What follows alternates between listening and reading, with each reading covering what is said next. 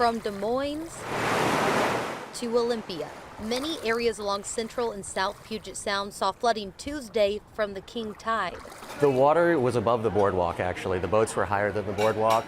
Water started coming in the back door here, through the walls. Dan Merscher was there as water came into Budd Bay Café from the Sound.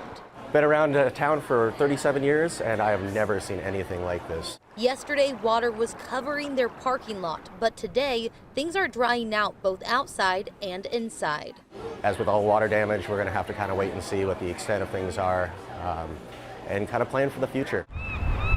And planning for the future is something Curt Hart with the state's Department of Ecology says many areas need to do. What we're going to see and have been seeing, and that's sea level rise in our coastal areas.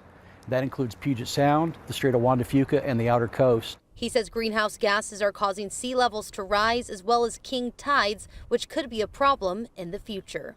There are about 1,400 structures and homes in Puget Sound that are at risk of coastal flooding by 2050. On Tuesday, it was predicted the city of Olympia would see a high tide of 16.6 feet. It ended up being nearly 2 feet higher at 18.4 feet. The highest level prior to that was just under 18 feet 35 years ago. You can kind of see, where that line is on that concrete a little bit. And, we had really super high tides yesterday. He says communities need to start preparing for higher tides and sea levels, which Dan and Budd Bay Café are trying to do now. Community is very strong here. They've gotten us through 32 years now, and I don't see it slowing down. And they don't want rising water to slow them down either. We don't want to lose that because of continued flooding and projections for the future.